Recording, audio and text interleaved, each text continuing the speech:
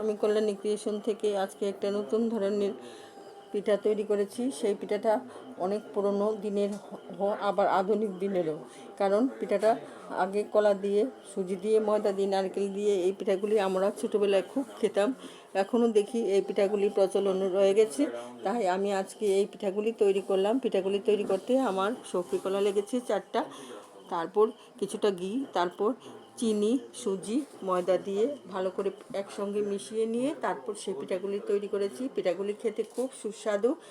আপনারাও এই সবজি কলা দিয়ে এই পিঠা তৈরি করেন। সবজি কলা না থাকলে আমাদের যে বাংলা কলা, সেই বাংলা কলাটা দিয়েও এই পিঠাটা তৈরি করা যায়। পিঠাটি খেতে খুব সুস্বাদু।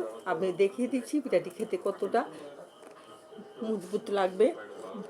আর পিঠাগুলি খুব মুখরোচক।